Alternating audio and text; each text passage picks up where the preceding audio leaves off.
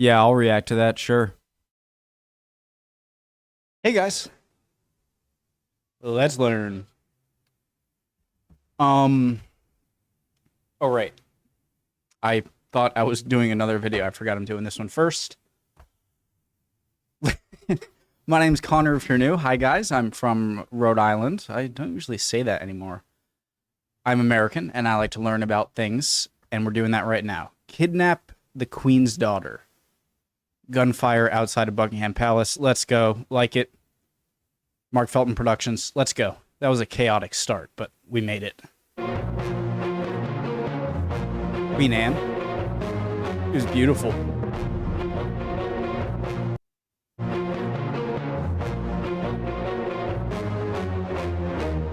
The British royal family are among the most well-protected people on Earth, having a dedicated Metropolitan Police unit numbering a couple of hundred highly trained protection officers dedicated to protecting the royals. This is in addition to many other security personnel and costs over £100 million a year. But despite this high level of security, members of the royal family have faced dangerous situations, particularly when on the move, out among the people.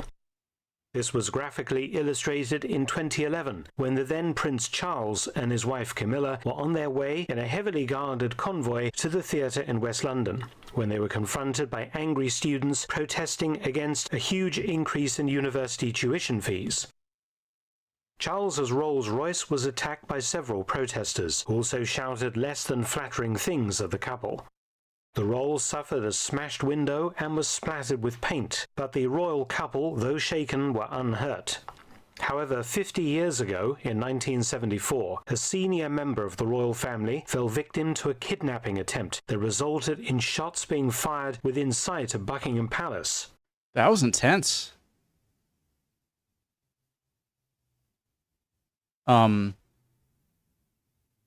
The way I think about it is like, okay, that's like the Secret Service protecting the president. But if the president's car got a window shattered, like what would happen? They would probably make it so that there's no possibility that anyone can get onto the route in front of you. But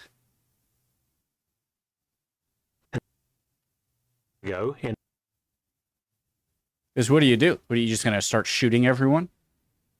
That'll look bad, and you'll also kill people. That's like another story I'd like to learn about on its own. 1974, a senior member of the royal family fell victim to a kidnapping attempt that resulted in shots being fired within sight of Buckingham Palace, and several people being badly injured. It was such a serious breach of security that the high levels of royal security seen today are partly a direct result of this diabolical plot and its bloody finale. In March 1974, the Queen's second child and the current King's sister, Princess Anne, was 23 years old and recently married. Earlier in the day, on the 20th of March 1974, Anne and her husband, Captain Mark Phillips, were driving back to Buckingham Palace from a charity event. The royal couple were travelling in an Austin Princess 4 Vandenpla limousine, built in 1969 and delivered to the Royal Mews in 1972. Incredible though it may seem by today's standards, the car travelled without any police escort. And in the car, apart from Princess Anne and her husband, were Anne's lady-in-waiting, Rowena Brassey, chauffeur Alex Callender, and a single bodyguard, Inspector James Beaton of the Metropolitan Police. Only Beaton was armed. Following the royal car as it... I don't know why he really reminds me of that American serial killer. Hey. You know, I watch a lot of European stuff if I said American serial killer and not just serial killer. It's me evolving. Ted Bundy. Only Beaton was armed. Following the royal car as it entered the Mall, the huge long tree-lined street that leads up to Buckingham Palace, was a dangerous individual named Ian Ball.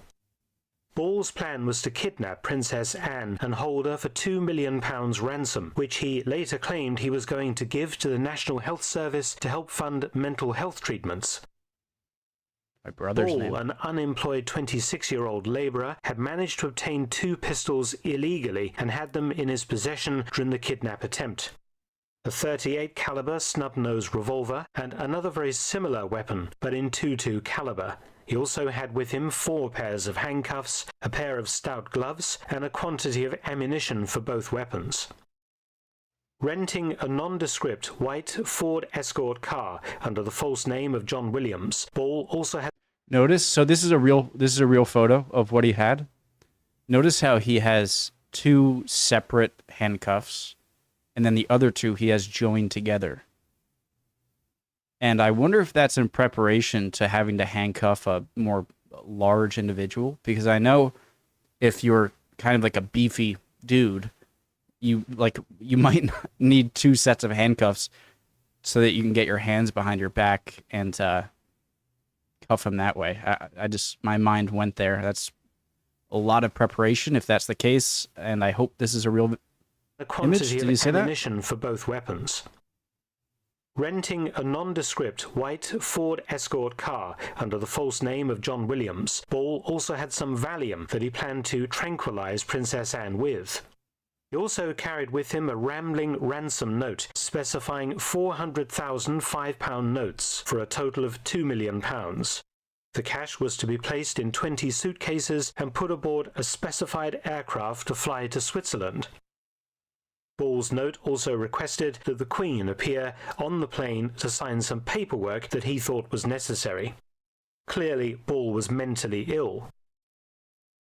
Yeah, even if everything goes perfectly, like if I had to pull off a crime like this, like, and then what? And then what? It just always seems like you're gonna get caught. Of course, with such a high-level kidnapping, you can't just go to Switzerland and then, then they're going to be given a heads up. And how does... I always think about this with, like, heist movies. How much money, even if everything goes perfectly, is like, I can't imagine an amount of money I would take to disappear, never talk to anyone I know ever again, that, like... go to another place, change, and always have it on your mind that you can get caught again. What amount of money is worth that? And even if you're like heisting a diamond, like, oh, we're gonna steal the Hope diamond. What are you gonna chop it up and then sell it separately, or how are you gonna sell it? Who are you gonna sell it to? There just seems so much risk involved. It's like, why bother? Well, I guess he's clinically insane, so that could be the reason. At 8 p.m., the royal car swept down the Mall. Ball pulled his Ford Escort in front of the Austin Princess, braking violently, forcing the limousine to halt. The bearded Ball then jumped from the Ford Escort, brandishing a revolver in each hand. Initially, royal bodyguard Inspector Beaton believed that they were involved in some kind of road rage incident, and he stepped from the vehicle holding out his hands in a non-threatening gesture and attempted to talk to Ball. Standing about 6 feet away, Ball shot Beaton in the right shoulder. Reaching inside his jacket for his Walther PPK pistol, Beaton faced a problem. The gunshot in his right arm made firing his pistol extremely difficult, and as he tried to do so, the PPK actually jammed. Ball now tried to open the rear door on the driver's side to get at Princess Anne, but Anne and her husband managed to hold the door shut. At this point, Anne's lady-in-waiting opened the door on the opposite side and managed to escape, and Beaton, his pistol still jammed, climbed into the back of the car and placed himself between Ball and the princess. Ball fired at this point, breaking the glass, the bullet hitting Beaton in the left hand. Ball fired again, hitting Beaton for a third time, throwing him out of the door on the opposite side. In the meantime, chauffeur Callender exited the car and tried to disarm Ball himself, but Ball shot him in the chest. Pulling open the rear driver's side door, he grabbed at Princess Anne, while her husband clung onto her other arm. This is a real picture? How did they get it? Ball said to Anne, "Please come out, you've got to come," to which Anne replied, "Not bloody likely." The tussle continued. Police Constable Michael Hills, who was on foot patrol and who'd heard shots, approached the scene, believing it to be a traffic disagreement. He put a hand on Ball's shoulder, who turned and shot the unarmed Hills in the stomach. Hills managed to call for help on his radio as he lay on the ground. Pulling over his vehicle close to the scene, 6'4" tall former boxer Ronald Russell hastened to the scene, while another passerby, Glenmore Martin, parked his car in front of Ball's Ford Escort to block him off. As Martin got out of his car, Ball pointed one of the pistols at him. A newspaper reporter, John McConnell, also tried to intervene, telling Ball to put the gun down, but Ball shot him. However, Ball didn't see ex-boxer Russell come up behind him. Russell thumped him in the back of the head, and Ball lost his grip on Princess Anne. Anne was able to exit the car from the other side, but Ball got away from Russell and ran around to try to catch her. Anne jumped back into the rear of the car, locking the door, and Ball pulled on it helplessly. By now, more police were appearing. Ball was looking for an escape route and ran off. He was chased by Detective Constable Peter Edmonds, this unarmed officer taking Ball down with a rugby tackle. Ball was found guilty of attempted murder and kidnapping, but was also diagnosed as a paranoid schizophrenic. He was sentenced to life imprisonment in a secure mental facility and remains safely under lock and key today at Broadmoor High Security Hospital. Inspector... I think the person who shot Reagan is free today. That just popped up in my mind because of when he said he's still in, maybe I'm wrong. This has been crazy. Today at Broadmoor High Security Hospital. Inspector James Beaton received Britain's highest award for civilian gallantry. I freaking hope everyone was a rock star, but this guy, thinking it's some kind of road rage, getting shot in the shoulder. And it's crazy how, like, weirdly fragile the human body can be. I've never been shot, but it looks like it. And yet, super resilient if it's hit in the right places. Because, like, when I think of a fatal gunshot wound, I'm like, you're going to get hit. I feel like even if it pierces a lung, you might be okay. But, I mean, in the heart, you're probably going to die. Obviously, in the head, probably going to die. And it seems like stomach shots are pretty bad too. But I don't know if the stomach shot is due to blood loss or if there's just you hit the... I don't know. But you can get hit like some tendon and now like you can't pull a trigger or something. It's, I don't know. Crazy how resilient we can be and yet fragile. What a rock star. Everyone, but this guy especially. The George Cross. P.C. Hills and ex-boxer Ronald Russell received the George Medal, their second highest civilian gallantry award, while D.C. Edmonds, chauffeur Alexander Callender, and journalist John McConnell received the Queen's Gallantry Medal. Passerby Glenmore Martin received the Queen's Commendation for Bravery. When the Queen presented Ronald Russell his medal, she said, "This medal is from the Queen of England. The thank you is from Anne's mother." The car that Princess Anne was riding in during these terrible events is today... She was such a class act. Rest in peace. ...preserved at the Royal Estate at Sandringham in Norfolk. Many thanks for watching. Please subscribe and share. And also visit my audiobook channel, War Stories with Mark Felton.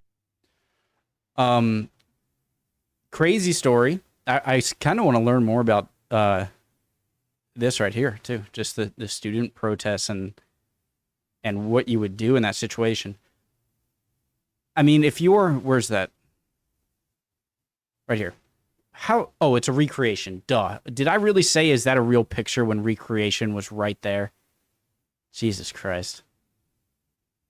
I feel like I can pick up on some small stuff, and yet some other things can...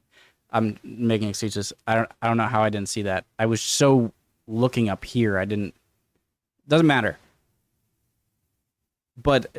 Let's imagine this isn't a recreation, all right? This guy, as insane as he might be, in this moment, it's get her or you're done. To be honest, even if you get her, you're still probably done.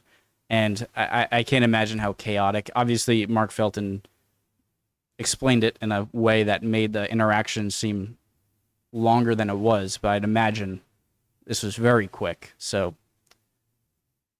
yeah, awesome. What a rock star that guy was. What's his name again? I gotta find his name. Police. Only James Beaton. And I said he looked like frickin'. I take that back. And he really doesn't look like Ted Bundy. It came into my head. Love you all. Hope you guys are all doing well. That was an enjoyable little video. And yeah, would like to see any comments, and hopefully I'll see you next time. We'll keep learning. Bye, guys.